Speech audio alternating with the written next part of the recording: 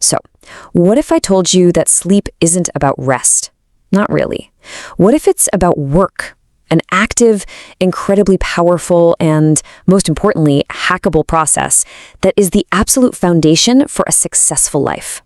Okay, let's dive into this because we're going to completely reframe how you think about your nights. All right, here's our roadmap for today. We're going to start with the big problem, our national sleep crisis. Then we get to the big revelation, your brain's night shift. From there, it's all about action, hacking your mind, your body, and your environment. And finally, we'll see the payoff, the promise of flourishing.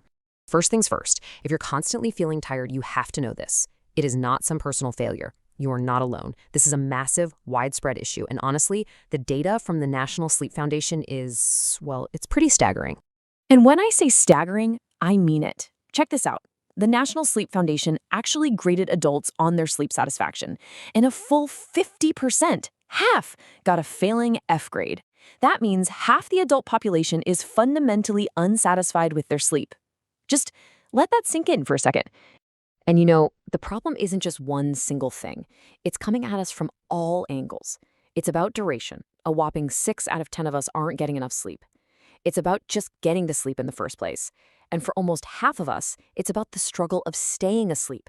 It's a battle on multiple fronts.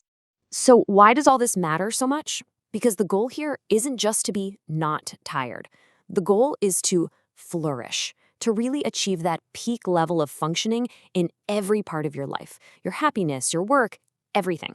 And as we're about to see, sleep is the non-negotiable key that unlocks it all. Okay, this brings us to the core idea, the one that changes everything. We have got to stop thinking of sleep as this passive, do-nothing state of rest. It's not. It's an active, critical period of mental editing. Your brain is hard at work. This right here is the most powerful metaphor for sleep I have ever heard. Just imagine your brain is a film editor. Your entire day is the raw footage, all the conversations, the things you learn, the emails, everything. And while you're asleep, that editor gets to work, deciding what to keep, what to enhance, and what to just toss in the trash. So here's the crucial part. Your brain doesn't edit this footage randomly. Oh no. It takes instructions. And the things you do, think about, and focus on in that last hour or two before you go to bed, boom, those are the director's notes. You're literally telling your brain's editor what mattered most from the day. See, the editor is super selective. It strengthens the neural pathways for skills you practiced, insights you had, progress you made towards your goals.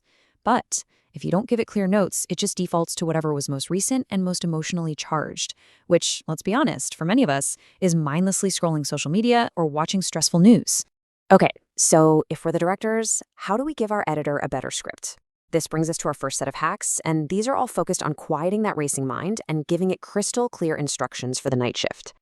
You ever lie in bed and your brain just starts racing through your to-do list? Oh, I gotta do this, and I forgot about that. Well, that's not just random anxiety, it's a real psychological principle. Your brain is literally wired to hang on to unfinished tasks, and that creates this constant nagging loop of intrusive thoughts. The hack to beat this is so simple. First, do a brain dump. Just get it all out on paper. Everything.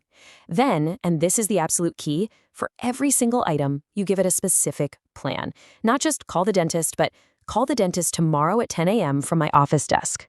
Here's a perfect way to think about why this works so well. A simple to-do list? That's like a giant parking lot. Your brain feels like it has to keep running out to check on the car. But a specific plan? That's like a valet ticket.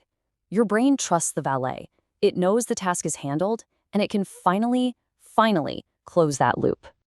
All right, the second mind hack is just as powerful. This is where you get to explicitly write out those director's notes. Before you go to bed, write down 3 things from the day that you want your brain to consolidate. This isn't just about gratitude, it's targeted instruction. You're telling the editor, hey, this mattered today, keep this, strengthen this. So now that we've scripted the mind, we need to prep the hardware. This brings us to the hacks for your body. And these are all about sending signals to your primal biology that it's safe and it's time for shutdown. Think about it. Deep sleep is a very vulnerable state. So to get there, our ancient primal brain needs to receive some powerful signals that we are safe. Everything we're about to do is all about communicating safety and telling our body that the day is officially over. So the two big levers here are temperature and relaxation. Now, a warm shower might seem backwards, but as your body rapidly cools down afterward, it sends this powerful sleep signal to your brain. Then you've got supplements like magnesium glycinate, which is amazing for just calming the nervous system, and glycine, which can also help lower that core body temperature, a key trigger for deep sleep. Okay, we've prepped the mind, we've prepped the body. The final piece of the puzzle is the environment. We have to create the perfect distraction-free editing suite so our brain can do its most important work. Now, this protocol has 3 super clear rules. 1, dim the lights everywhere to signal that it's nighttime. 2, and this is the big one, the hard one, consume no new content. Your brain needs time to process today, not to download a whole bunch of new data. And 3, your bedroom needs to be a sanctuary. I mean, totally dark and quiet. And why is this so critical? Because poor sleep creates this horrible vicious cycle. It raises your evening cortisol, that's your stress hormone. That makes you feel kind of tired but also wired, so what do? You reach for your phone for a little stimulation, which then leads to even worse sleep. The signal shutdown protocol is specifically designed to break that loop for good. So we've covered the hacks for the mind, the body, and the environment. Let's bring it all home and look at the actual data-backed promise of what happens when you get this right. This is the payoff we've been talking about. Now this is what's really interesting here. The contrast is just so stark. Look at this data from the NSF. Among adults who say they're satisfied with their sleep, 68% are flourishing. But among those who are not satisfied, that number plummets to 47%. That means people who are happy with their sleep are 45% more likely to be flourishing. That is a huge difference, and it is directly tied to sleep. And it's not just a correlation that shows up in the data. People feel this in their actual lives. A massive majority, 3 out of every 4 adults, agree that getting good quality sleep has a direct positive impact on their ability to flourish. We know this works. We feel it. So, this all brings us right back to that central metaphor and a really simple but powerful question. You are the director of your mind. You now have the tools. The only question left is this: what will you tell your brain's editor tonight?